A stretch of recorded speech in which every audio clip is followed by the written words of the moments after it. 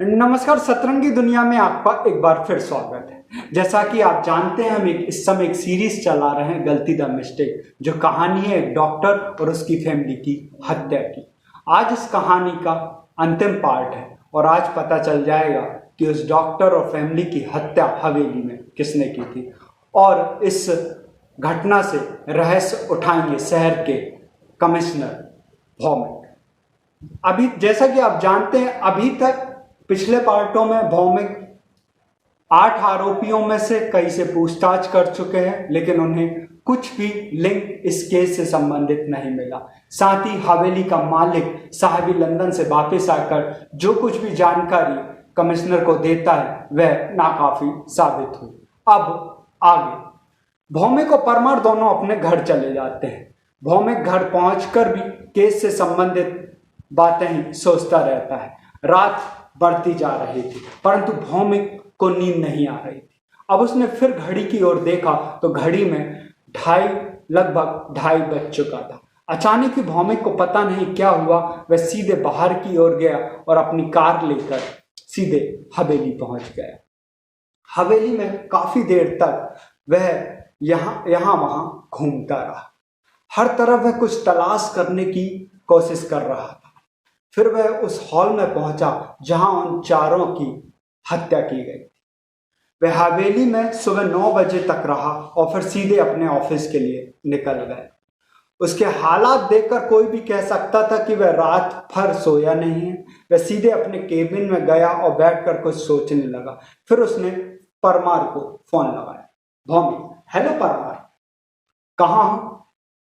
Parmar: sir अभी तो घर पर ही था, बस ऑफिस के लिए निकल रहा हूं। आप बताएं, कुछ जरूरी काम हो तो आपके घर आ जाता हूं। भौमिक: परमार मैं घर पर नहीं, ऑफिस में हूं। तुम एक काम करो, जितनी जल्दी हो सके ऑफिस आ जाओ। परमार: जी सर, बस अभी आया।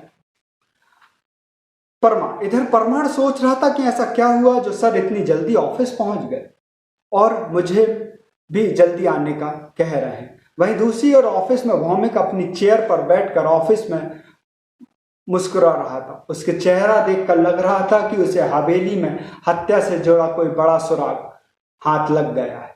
अब वह केस में आगे बढ़ सकता है। कुछ ही देर में परमार भी ऑफिस पहुंच गया।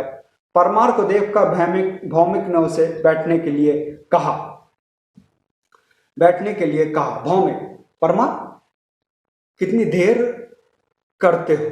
मैं कब से तुम्हारा इंतजार कर रहा हूं। एक काम करो, जल्दी से 2 कॉफी बोलो, आज हम साथ में कॉफी पीते हैं। परमार: जी सर, अभी बोल देता हूं। परमार कॉफी का बोलकर फिर से केबिन में आ जाता है। परमार: क्या बात है सर, काफी खुश नजर आ रहे हैं। केस में कोई सुराग हाथ लग गया है क्या? भौमिक: परमार वो सब तो तुम्हें बाद में बताऊंगा। फिलहाल एक काम करो, अपनी कस्टडी में वो जो 8 बच्चे हैं उन्हें छोड़ दो, या उनके माता पिता को फोन कर कह दो कि वे यहाँ आए और अपने बच्चों को ले जाए। परमार: पर सर अभी तो हमने केवल 3 से ही पूछताछ की है, 5 से तो बाकी है। हालांकि 3 से भी कोई खास जानकारी नहीं मिली है, पर हो सकता है कि बाकी 5 में से कोई कुछ सुराग हमें पहुंचा दे। भौमिक: परमार मैं कह रहा हूं ना, उन्हें छोड़ दो। परमार: जी सर, मैं अभी सभी के माता पिता को फोन कर देता हूं, वे आकर बच्चों को ले जाए। भौमिक: हाँ परमार, उसके बाद तुम्हें एक काम और करना है। परमार: वो क्या सर? भौमिक मीडिया को बुला लेना, उन्हें केस के संबंध में जानकारी देते हैं। परमार: क्या जानकारी सर? अभी तो हमारे पास ही कोई सुराग नहीं लगा है। भौमिक: परमार आज तुम्हें क्या हो गया है? आज तुम इतने सवाल क्यों कर रहे हैं? परमार: सॉरी सर, मैं तो बस पूछ रहा था। भौमिक: पूछना भी तो सवाल ही है Parmar. Parmar: sorry sir.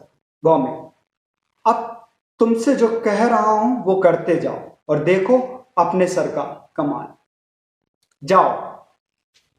Parmar: sir अब मुझे लग रहा है कि आपने केस सॉल्व कर लिया है, तभी आप इतने खुश भी नजर आ रहे हैं। भौमिक: कुछ ऐसा ही समझ लो परमार। परमार: तो सर किसने की थी ये हत्या? कौन है कातिल और आपको कैसे उसके बारे में पता चला?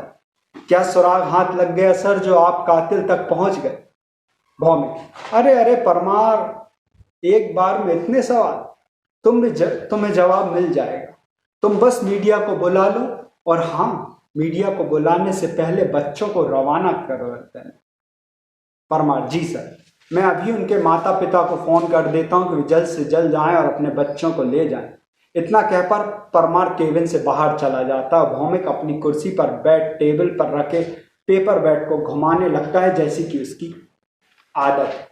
पहले भी जब वो किसी केस को सॉल्व कर ले जाता तो पेपर वेट घुमाता था, ऐसा उसकी आदत में था। जब भी वह कोई सेल्फ कॉल कर लेता था, कुछ देर अपने केबिन में अकेला बैठा रहता और टेबल पर रखे पेपर वेट को घुमाता था। आज भी वह ऐसा ही कर रहा था। इसका मतलब कुछ घंटों पहले तक जो केस उसे उलझा रहा था, उसकी नींद उड़ा चुका था, वह उसे सॉल्व कर चुका। पर आखिर एक ही रात में उसके हाथ ऐसा क्या लग गया जो केस सॉल्व हो गया। उसने एक बार फिर कॉफी मंगवाई और पीने लगा। कॉफी पीते हुए उसके चेहरे में एक खास मुस्कान बिखरी हुई थी। अधिकारियों मीडिया का जो प्रेशर उस पर था वह हट चुका था। कुछ ही देर में परमार फिर से उसके केबिन में आ जाता है। परमार: सर, मैंने सभी बच्चों के घर पर फोन कर दिया है, वे बस आते ही हो। भौमिक: ओके परमार। परमार: और सर, मीडिया को 2 बजे की सूचना दे दी है। भौमिक: गुड परमार: सर, अब तो बताइए कि आखिर कातिल कौन है और आपको उसके बारे में कैसे सुराग हाथ लग गया। भौमिक: बताता हूं परमार, सब बताता हूं। 2 बजे मीडिया के सामने जब बताऊंगा तब तुम भी वहां ही रहोगे, तब ही सारी कहानी सुन लेना। परमार: जी सर। कुछ ही देर में मीडिया भौमिक के ऑफिस तक पहुंच गए। शहर में हुए हाई प्रोफाइल मर्डर केस के बारे में जानने के लिए उत्सुक था। हालांकि मीडिया को भी अंदाजा नहीं था कि पुलिस क्या बताने वाली। भौमिक के ऑफिस में पहुंचे मीडिया कर्मी आपस में ही बात करने लगे थे कि अचानक क्यों बुलाया है और पुलिस क्या बताना चाह रही है। इस बीच भौमिक परमार के साथ वहां पहुंच जाता है और पुलिस कमिश्नर भी मीडिया के सामने आ जाते हैं। कमिश्नर: मीडिया के सभी साथियों का मैं स्वागत करता हूं। मीडिया पर्सन: सर, अचानक बुलाने की क्या वजह है? क्या आपने मर्डर में कुछ खास कर दिखाया है? कमिश्नर: कुछ खास नहीं किया होता तो आपको यहां तक बुलाने की तकलीफ क्यों देते? आप बस हमें 5 मिनट दीजिए, आपके सभी सवालों का जवाब मिल जाएगा। इसके बाद कमिश्नर भौमिक की ओर इशारा करता है। भौमिक मीडिया से मुखातिब होता है। भौमिक: साथियों, मैं जानता हूं आपके मन में कई सवाल उठ रहे हैं। पहले मैं आपके कुछ बता देना चाहता हूं, उसके बाद आपके जो भी सवाल होंगे हम उसका जवाब जरूर देंगे। इसके बाद भौमिक अपनी बात कहना शुरू करता है। इस दौरान कमिश्नर, मीडिया के लोग और खासकर परमार बड़े गौर से उनकी बात सुनने को तैयार हो जाए। भौमिक भी अपनी बात कहना शुरू करता है। भौमिक: जैसा कि आप सभी जानते हैं कि आज से करीब 20 दिन पहले गोवा मुंबई हाईवे पर एक हवेली में शहर के नामी डॉक्टर अविनाश सक्सेना और उनके परिवार की किसी ने हत्या कर दी थी। मामले में शहर के कुछ बड़े बिजनेसमैन और कुछ मंत्रियों के बच्चों के नाम भी सामने आए।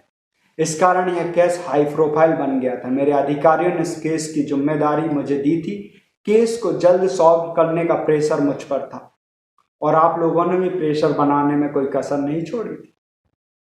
मीडिया पर्सन: तो क्या आपने केस सॉल्व कर लिया इसे? भौमिक: जैसे कि मैंने कहा है कि पहले मुझे मेरी बात कर लेने दीजिए, फिर हम आपके हर सवाल का जवाब देंगे। वैसे आपके सवाल का जवाब देता हूं। हाँ, मैंने केस सॉल्व कर लिया। मीडिया पर्सन: पर कल दिन तक तो आपने कोई अपडेट नहीं दी थी। एक रात में अचानक कोई कातिल आपके हाथ कैसे लग गया? भौमिक: